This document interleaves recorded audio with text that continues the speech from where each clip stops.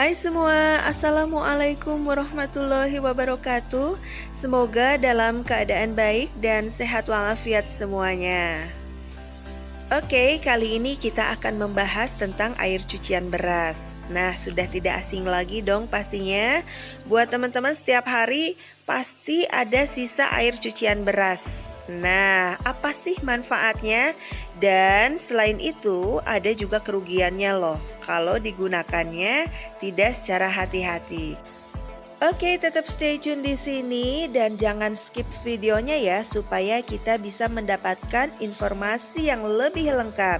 Dan selamat datang buat teman-teman yang baru aja gabung. Jangan lupa like, comment, and subscribe dan nyalakan lonceng notifikasinya.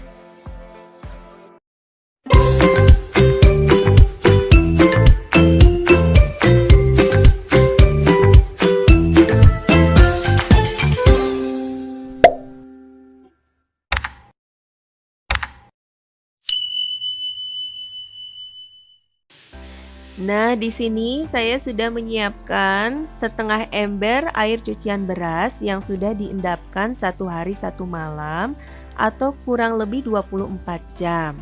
Nah, kalau teman-teman mau memakainya langsung juga boleh, silakan, tidak usah diendapkan juga, silakan pakai langsung ya. Apa saja sih kandungan yang terdapat pada air cucian beras ini? Nah, air cucian beras ini mengandung vitamin B1, B3, fosfor, zat besi, dan lain-lain ya. Masih banyak lagi kandungan yang terdapat di dalamnya yang dapat membantu mempercepat pertumbuhan tanaman dan membuat tanaman menjadi lebih subur. Nah, di sini kita juga harus menyiapkan saringan ya. Untuk apa? Agar air cucian beras ini bersih dari sisa-sisa beras atau kotoran-kotoran lainnya sebelum kita siramkan. Nah, di sini ada beberapa jenis anakan. Ada baby keladi baret. Ini masih kecil sekali, masih mungil, dan juga ada baby red stardust. Ini sudah muncul tunas barunya. Dan kalau untuk anakan nih seperti ini, saya tidak menyiramnya, tapi saya akan menyemprotnya dengan air cucian beras. Karena air cucian beras itu berfungsi untuk mempercepat pertumbuhan pada tanaman. Nah, vitamin B1 atau tiamin yang terkandung dalam air cucian beras itu berfungsi sebagai ZPT yang dapat memacu perpanjangan akar atau merangsang akar agar lebih cepat tumbuh. Kalau untuk anakan seperti ini, saya tidak menyiramnya secara langsung karena khawatir medianya akan terlalu basah dan menimbulkan pembusukan pada akar. Jadi kita semprot-semprotkan saja pada medianya dan pada daunnya juga, supaya airnya tidak terlalu banyak. Tapi untuk tanaman yang sudah besar, sudah dewasa, langsung aja kita siram pakai air cucian beras seperti ini. Ini adalah Aglonema Pride of Sumatra.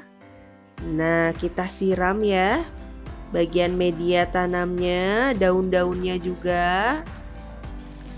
Unsur-unsur hara penting yang terdapat pada air cucian beras seperti karbohidrat, protein, lemak, dan lain sebagainya itu merupakan syarat penting supaya tanaman lebih cepat tumbuh subur, lebih cepat pertumbuhan akar dan pembungaannya ada semua dalam air cucian beras. Keuntungan lainnya yang kita dapatkan dari air cucian beras ini yaitu kita bisa memanfaatkan bahan yang sudah tidak terpakai lagi, dalam artian yang akan kita buang begitu saja, tapi kita memanfaatkannya sebagai air siraman untuk tanaman-tanaman kita agar tumbuh lebih subur. Dan ini didapatkan dari dapur kita loh, gratis teman-teman. Dan yang pastinya ini merupakan bahan alami yang aman dan sangat ramah lingkungan.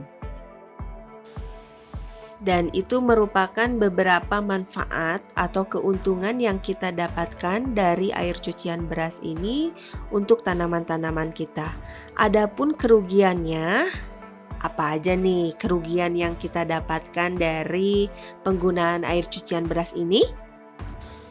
Kerugian yang kita dapatkan dari air cucian beras ini sebagai air siraman untuk tanaman-tanaman kita, yaitu berasal dari diri kita sendiri sebetulnya. Kenapa tidak hati-hati atau tidak teliti saat kita menggunakannya, saat kita mau mengaplikasikannya pada tanaman-tanaman? Nah, itu kembali lagi sama kita ya. Nah, yang pertama, antisipasinya adalah kita perlu menyaring. Kadang tanpa menyaringnya terlebih dahulu, kita langsung menyiramkannya atau mengaplikasikannya pada tanaman. Padahal, pada air cucian beras ini, banyak terdapat sisa-sisa beras dan kotoran lainnya yang justru akan mengundang semut berdatangan pada media tanam karena beras ini mengandung glukosa ya, manis. Jadi pasti semut-semut datang mengerubuti sisa-sisa dari air cucian beras tadi dan itu akan menimbulkan penyakit baru pada tanaman. Jadi agar semutnya tidak berdatangan, antisipasinya adalah kita menyaring air cucian beras terlebih dahulu sebelum kita siramkan pada tanaman. Setelah beberapa hari kita menggunakan air cucian beras sebagai siraman, mungkin kita akan mencium bau masam atau bau yang tidak sedap yang ditimbulkan. Itu karena air cucian beras ini sedang melakukan proses fermentasi. Selain disiram, kita juga menyemprotkan air cucian beras pada daun-daun dan itu akan menimbulkan bercak putih. Maka dari itu, kita harus mengelap atau membersihkan bercak putih sisa semprotan dari air cucian beras ini perlahan oleh tisu agar penampilan daun-daun kita ini, tanaman kita ini tidak terganggu ya, tetap cantik. Nah, itu dia kita sudah membahas beberapa keuntungan dari air cucian beras untuk kesuburan tanaman-tanaman kita dan ada juga beberapa kerugian yang ditimbulkan. Silakan teman-teman bisa memilih apakah banyak untungnya ataukah banyak ruginya. Tapi kalau menurut saya pribadi nih, air cucian beras adalah bahan alami yang murah meriah yang kita dapatkan dari limbah dapur ya, sangat aman dan ramah lingkungan dan dapat menyuburkan tanaman. Terima kasih sudah menyimak video ini. Sampai ketemu di video selanjutnya.